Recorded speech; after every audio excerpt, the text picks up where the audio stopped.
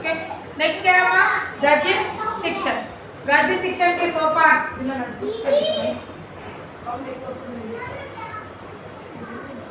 Next क्या है गद्य शिक्षण और सोपान।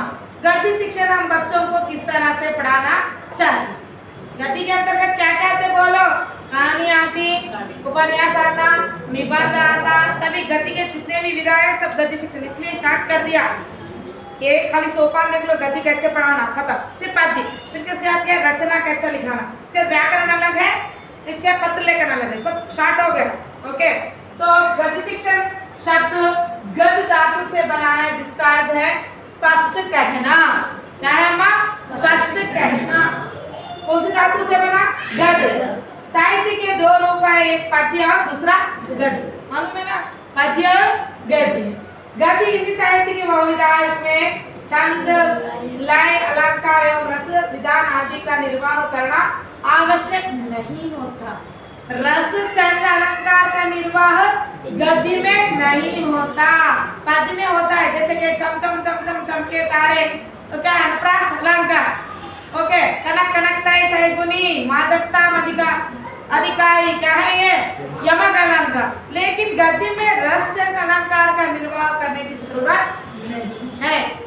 नेक्स्ट क्या है गद्य की अनेक विधाएं, जैसे कि कहानी, मैंने बताया अभी तुम लोगों को, कहानी, नाटक, उपन्यास, संस्मरण आदि से संबंधित रचनाएं व्यक्ति को क्या करती है, मनोरंजन करती है। करती ना करती?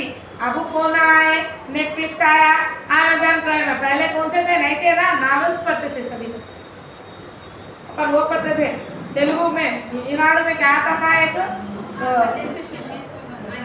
मैगजीन आता था, मैगजीन पढ़ते थे, बहुत इंटरेस्ट से पढ़ते थे, नेक्स्ट क्या है नेक्स्ट क्या है नहीं। लेकिन आजकल तो गद्य शिक्षण के उद्देश्य, फिर हिंदी भाषा शिक्षण में गद्य शिक्षण किस उद्देश्य से पढ़ाना है, बहुत इंपॉर्टेंट है अम्मा, ध्यान दीजिए। भाषा शिक्षण के अधिकांश उद्देश्यों की प्राप्ति गद्य के रूप के द्वारा ही संभव है। पूरे उद्देश्य किसके द्वारा संभव होते हैं? गद्य के द्वारा। अब नैतिक मूल्य सिखाना बच्चों को क्या है? गद्य से। साइंस के बारे में बताना किसके द्वारा? गद्य से। संस्मरण के बारे में बताना है गद्य से। आत्मकथा के बारे में बताना है गद्य से। निबंध है गद्य है, एकांकी गद्य। तो सभी उद्देश्य लगभग कहाँ पर पूर्ति होती है? गद्य में ही। साहित्य में बच्चा क्या करता? अगर कोई दोहा लिख रहा तो वो दो मतलब प्राचीन साहित्य से अवगत होता, नवीन में क्या लिखना बस उतना ही। लेकिन गद्य में सभी उद्देश्यों की पूर्ति, जैसे कि ज्ञानात्मक, कौशलात्मक, भावात्मक, है या नहीं है? देखो ससल वाचन करने योग्य बनाना, गद्य से क्या करने योग्य बनाना? ससल वाचन करने योग्य बनाना। बोलो आप लोग भी मेरे साथ। नेक्स्ट छात्रों को मौन वाचन में निपुण बनाना। किसमें? मौन वाचन में निपुण बनाना। छात्रों को स्वाध्याय की आदत विकसित करना। स्वाध्याय అంటే సెల్ఫ్ రీడింగ్ ని డెవలప్ చేయాలి। सेल्फ रीडिंग में छात्रों को शब्द भंडार, सूक्ति भंडार, लोकोक्ति, मुहावरे भंडार आदि में वृद्धि करना। शब्दों के अर्थ लिखना, अर्थ समझने के लिए, सूक्ति समझने के लिए। हम लोग हर टेक्स्ट बुक में, न्यू टेक्स्ट बुक में आप लोगों को बोली ना, हर एक लेसन में 4-5 सूक्तियां है या नहीं है? उनका भी बच्चों में क्या करना? विकास करना चाहिए। नेक्स्ट क्या है? लोकोक्ति, मुहावरे के अंतर बताना। लोकोक्ति कहाँ पर इस्तेमाल होती है, मुहावरे में क्या है अंतर, सभी बच्चों का विकास, यानी कि हर तरह का विकास कहाँ पर होता है? गद्य शिक्षण। ओके नेक्स्ट क्या है? छात्रों की लिपि का ज्ञान होना। लिपि, हिंदी की लिपि क्या है माँ? इसकी विशेषता क्या है? इसमें जो लिखा जाता है वही। तो अलग अलग लिपियों के बारे में ज्ञान कराना। छात्रों को विविध गद्य शैलियों से परिचित कराना। अभी बोली मैं गद्य शैलियाँ क्या क्या है? कहानी, नाटक, एकांकी, रेखा चित्र, संस्मरण, ये सभी गद्य विधा शैली है। ओके मैडम ये शैली क्या है? हम आपको नहीं मालूम। ओके छात्रों की साहित्य में रुचि जागृत करना। हम हर पाठ पढ़ा रहे तो साहित्य के प्रति क्या है? जागृति करना। अब वो क्या है? दक्षिण गंगा गोदावरी किस उद्देश्य से पढ़ाते? यात्रा वर्णन, बच्चा बालक यात्रा वर्णन कर सकना, उस उद्देश्य से। यानी देखो यहाँ पर क्या बोले? साहित्य में रुचि जागरूक करना, छात्रों की सृजनात्मक शक्ति का विकास करना। अब बोले बादल बरसते बादल लेसन पढ़ाए, नीचे सृजनात्मक अभिव्यक्ति में क्या लिखे, सूरज नदी, किसके तो भी एक के बारे में बच्चे को लिखो बोल के बोल। तो यहाँ पर गद्य शैली में यानी कि गद्य वो तो पति है, हर एक इसमें एक सृजनात्मक अभिव्यक्ति है, उसमें उसका विकास करना किसके द्वारा, गद्य शिक्षण।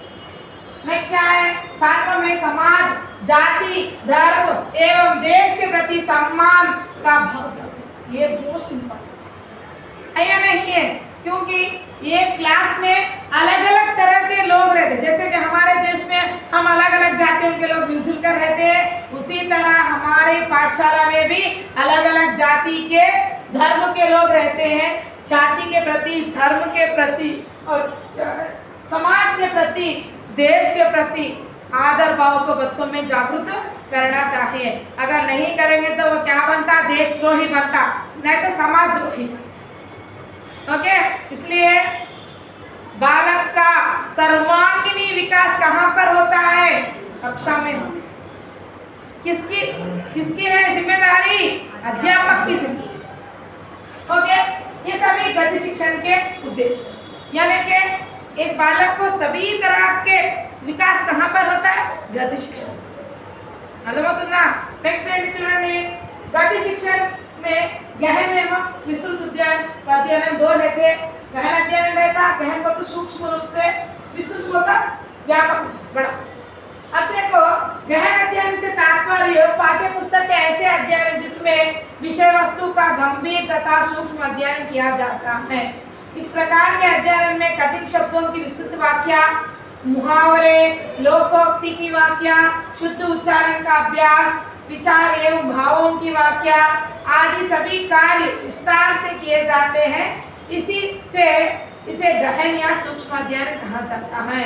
पाठ्य पुस्तक गहन अध्ययन के लिए होती है, जिसमें गद्य और पद्य पाठ दोनों होते हैं। मुख्य रूप से गद्य के निबंधात्मक पाठ सूक्ष्म अध्ययन के लिए होते हैं। అంటే గహన్ యా సూక్ష్మ అధ్యయనం అంటే ఏంటి అంటే, ఇప్పుడు నిబంధ లెసన్ చెప్తున్నాను. ఏంటిది నిబంధ లెసన్? లోక్గీత. లోక్గీతలో ఏమేమి అంటే, లోక్గీత అని కాదు, నిబంధకు సంబంధించిన లెసన్ ఏదైతే ఉంటుందో అందులో హార్డ్ వర్డ్స్ ఉంటాయి, దాని యొక్క అర్థాలు చెబుతూ వాటిని అర్థం చేస్తూ చెప్పడమే ఏంటిది, గహన్ या सूक्ष्म अध्ययन। नॉट ओनली अर्थ, क्या है, शुद्ध उच्चारण, मुहावरे, लोकोक्ति और क्या है, भावों की व्याख्या, किसके भाव कैसे हैं, ये सभी किसके अंतर्गत आता है, गहन या सूक्ष्म। नेक्स्ट क्या है, गहन अध्ययन के उद्देश्य, भाषा पर अधिकार कराना, बोलो, विषय पर अधिकार कराना, केंद्रीय भाव की खोज कराना, नवीन सूचनाओं को एकत्रित करना, मौन वाचन में निपुण बनाना। भाषा यानी कि बच्चा यहाँ पे शब्दार्थ सीखा, वाक्य कैसे लिखना सीखा, मुहावरे क्या है सीखा, लोकोक्ति क्या है सीखा, हर चीज का उसने भाषा पर अधिकार पा ले। तो भाषा पे अधिकार आता नहीं आता गहन अध्ययन के। नेक्स्ट विषय पर अधिकार, अब वो विषय किसके बारे में, निबंध के बारे में है। लोकगीत पाठ है, एग्जाम्पल लोकगीत पाठ क्या है, फोक सॉन्ग्स है, तो उसके उस विषय की जानकारी पूरी तरह से आती नहीं आती उसको, आती। नेक्स्ट केंद्रीय भाव की खोज करना, यानी कि उसका मूल उद्देश्य क्या है, यानी कि अब लोकगीत क्यों गाए जाते हैं। शास्त्रीय संगीत तो हर कोई सारेगामा में सीख सकता है, तो यहाँ पर क्या है, उसके भाव को बारे में जानना, उसका मूल उद्देश्य क्या है, जानना।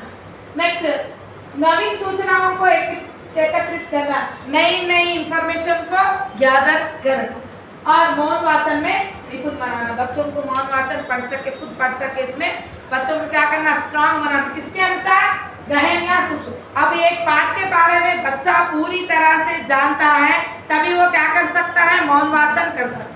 अब ईदगाह लेसन आप ऐसा पढ़ाए, बच्चों के दिल दिमाग में बैठ गया, बच्चा क्या करता, उस विषय के बारे में सभी जानता।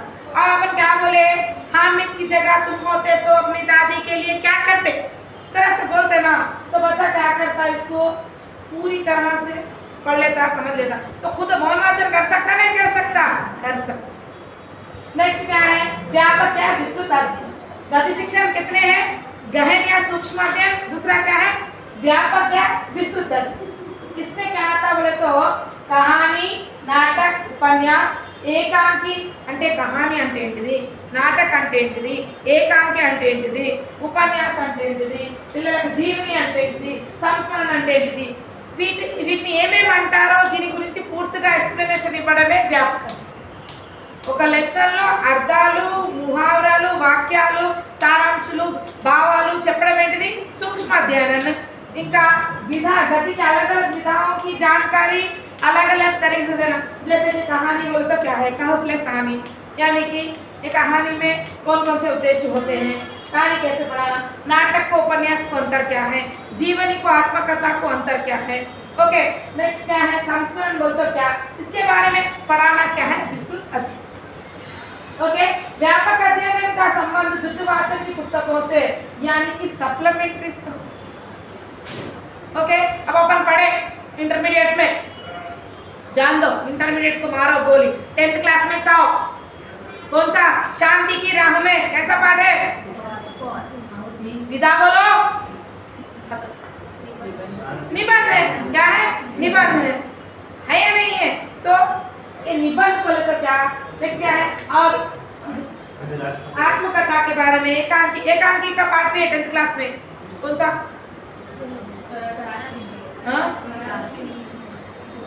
ऋतुवाचन में बोलो, नानीटेर, उपवाचक,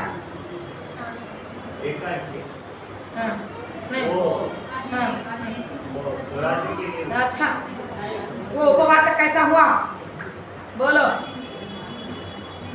तो तंदुरा मर्चिपोते खत्म. जली जीवन है, कहानी है. ऋतुवाचन कहीं होता वो बोलो बोलो, लाओ लाओ बाहर लाओ, जल्दी लाओ. लंगड़ा रहता, हाँ लकड़हारी नाटक, हाँ वो पठन हेतु है, वो नहीं. ऋतुवाचन सप्लीमेंट्री, उपवाचक 10th क्लास उपवाचक पाठाలు ఎప్పుడు పోని. हाँ, शांति की राह में एक है, हम सब एक है और एक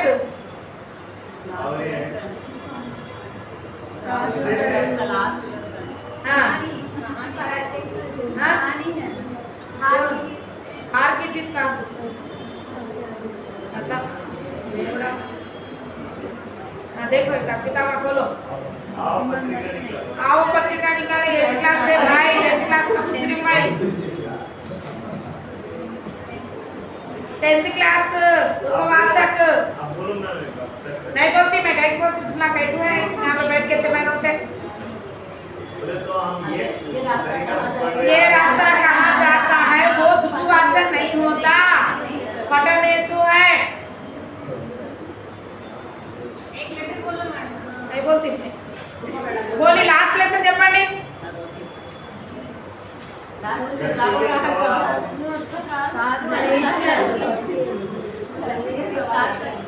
దాని తర్వాత రైట్, अनोखा उपाय. अनोखा उपाय क्या है, कहानी. तो इस तरह के और एक है अपने स्कूल को लंगड़ा लंगड़ा बोली नहीं, तो भी क्या है तुम लोगों को दिमाग में. बच्चा शारीरिक रूप से क्या रहता, कमजोर रहता. राजू नाम का लड़का क्या करते, उसके टांगे पतले रहते, खड़े नहीं सकता. तो वो कैसा पाठ है, एकांकी. ये कैसे बात, कैसे किताब है, द्रुतवाचन की किताब. द्रुतवाचन यानी उपवाचक, समझ रहे बात को. तो व्यापक अब लेसन पूछता, तुम्हारे एप्लीकेशन में पूछता, यही प्रश्न पूछता. वो अपने स्कूल को एक उपहार पाठ गद्य के शिक्षण में इस सोपान के अंतर्गत पढ़ाते, इस अध्ययन के अंतर्गत पढ़ाते. व्यापक अध्ययन, कौन सा अध्ययन, व्यापक अध्ययन है या नहीं है. हाँ, उपवाचक एक ही नहीं, इन सभी विधाओं के बारे में बोला, कहानी, नाटक, उपन्यास, एकांकी, जीवनी आदि से संबंधित व्यापक रूप से बताना. हाँ बड़ा. ओके, यहाँ पे क्या है, शब्दार्थ बोल रहे, मुहावरे बोल रहे, लोकोक्तियां बोल रहे, वाक्य बोल रहे, और सूक्ष्म रूप से निबंधात्मक पाठ कहाँ पर पढ़ाते, सूक्ष्म अध्ययन. यहाँ पे निबंध आते, लेकिन निबंध यहाँ निबंध नहीं है, यहाँ पे क्या है, कहानी, नाटक, उपन्यास, एकांत, इनका डिफरेंस बताते हुए द्रुतवाचन, यानी यहाँ पर आपको द्रुतवाचन में कठिन शब्द नहीं रहते रहते ఉంటాయా చెప్పండి బాబు ముహావరాలు ఉంటాయా లోకోక్తులు ఉంటాయా అంటే లెసన్ తర్వాత మనకు వాళ్ళకు భాష బాగుంటుందా ఉండదు అలాంటి లెసన్స్ ఇక్కడ చెప్తాం వ్యాపక్ समझ रहे लेकिन कठिन शब्द क्या है मुहावरे लोकोक्ति वाक्य सभी तरह का भाषा भाग सूक्ष्म है ये किसके अंतर्गत गद्य शिक्षण समझ रहे बात को नेक्स्ट क्या है गद्य शिक्षण के उद्देश्य सीखी हुई भाषा का अभ्यास कराना बच्चों को से क्या कराना अभ्यास कराना पुस्तक वाचन के प्रति रुचि जागृत करना पढ़ने के लिए टेक्स्ट बुक्स पढ़ने के लिए बच्चों में रुचि उत्पन्न करना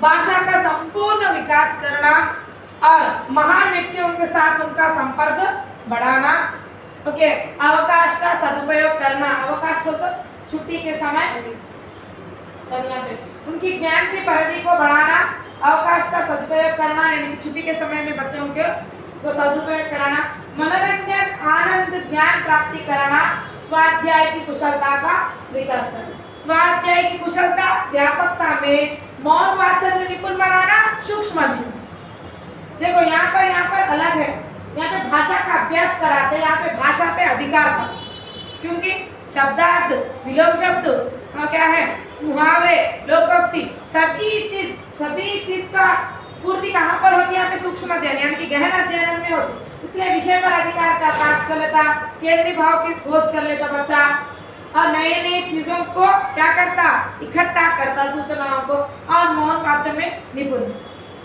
लेकिन व्यापक अध्ययन में क्या है बच्चा अवकाश को सदुपयोग करता और क्या करता मनोरंजन आनंद ज्ञान प्राप्ति करता भाषा को संपूर्ण विकास करता पुस्तक वाचन के प्रति अपन क्या करते रुचि जागृत करते क्योंकि यहाँ पर कौन से पुस्तक पढ़ाते हैं अपन द्रुतवाचन उपवाचक की पुस्तकें पढ़ते पहले क्या था हमारे शिक्षा में ये उपवाचक की पुस्तक अलग रहती थी लेकिन सतत समग्र मूल्यांकन के अंतर्गत क्या करें पाठ्य पुस्तक के अंतर्गत ही रखें ओके स्वाध्याय खुद से पढ़ने की कुशलता कहाँ पर बढ़ाना पर व्यापक अध्ययन अब अपन पढ़ाओ ना तो पढ़ा बच्चा खुद पढ़ लेता कौन से लेसन उपवाचक के लेसन वही मेन लेसन से पढ़ लेता लोग के टोन से पढ़ता हाँ ये कौन सा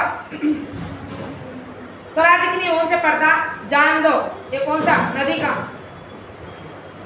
दक्षिण गंगा गोदावरी पढ़ता कैसे हार्ड वर्ड है उसमें है नहीं उद्दंडता है क्या क्या कि ऋषि मुनिया है अलग अलग वर्ड्स वो नहीं पढ़ सकते उसके लिए हमारा ये गहन या सूक्ष्म अध्ययन देना जरूरी तो यहाँ पर सूक्ष्म अध्ययन गहन अध्ययन के उद्देश्य अलग है व्यापक अध्ययन के उद्देश्य अलग है यहाँ तक समझ में आया पाठ योजना कितने हैं 5 प्रकार की है किसके अनुसार हर्बर्ट के अनुसार भाई योगेंद्र जी के अनुसार अब हम किसके बारे में पढ़े गद्य शिक्षण के बारे में पढ़े ओके और शिक्षण के वर्गीकरण के उद्देश्य कितने हैं 3 है क्या क्या है ज्ञानात्मक कौशलात्मक या क्रियात्मक नेक्स्ट क्या है भावात्मक या रागात्मक अध्यापक ज्ञान देना सभी के बारे में बताना किसमें आता ज्ञानात्मक क्रिया में क्या है खुद सस्वाचन करना खुद मौखिक अभिव्यक्ति करना खुद लिखना और खुद रचना कर सकना कौशल ज्ञानात्मक में क्या है बच्चा साहित्यिक विधाओं को आत्मसात कर लेना और बच्चों में देश प्रेम और क्या है मानव प्रेम इस तरह से भावों को जागृत भावात्मक के अंतर्गत किया जाए तो यहाँ तक आज का क्या है क्या क्या खत्म हो गया शिक्षण के उद्देश्य और शिक्षण के सोपान और क्या है गद्य शिक्षण बचा गया पद्य शिक्षण नेक्स्ट पद्य शिक्षण कहते जाते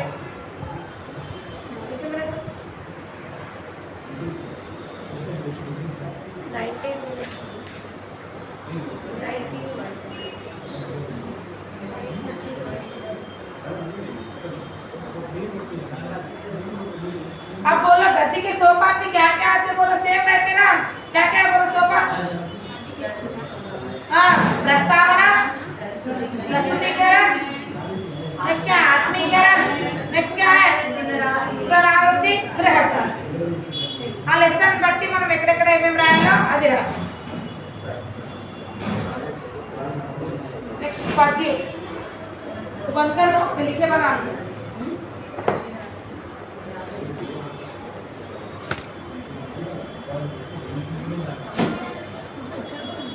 ये अपने मटेरियल में नहीं है. ये डाल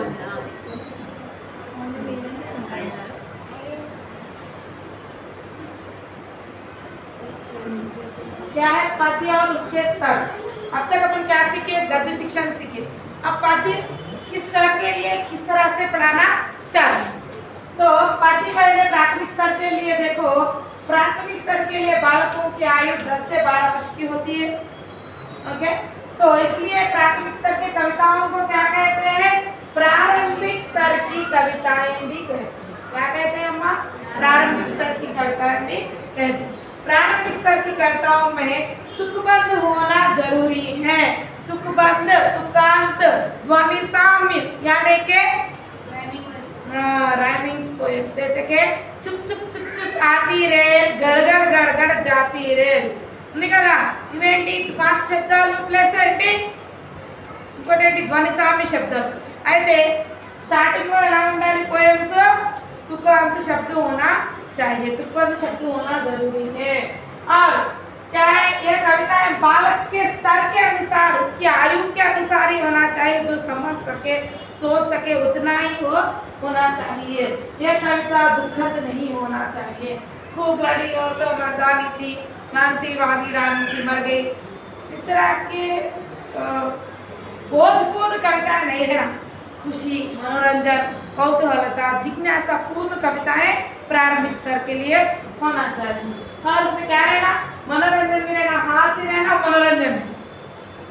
तो मैंने देखा इंडिया गेट, वहां खड़ा था मोटा सेठ, लगता था वो हो गया लेट, लेकर दौड़ा मोटा पेट, इतने में झट उसकी फट गई पूरी पैंट.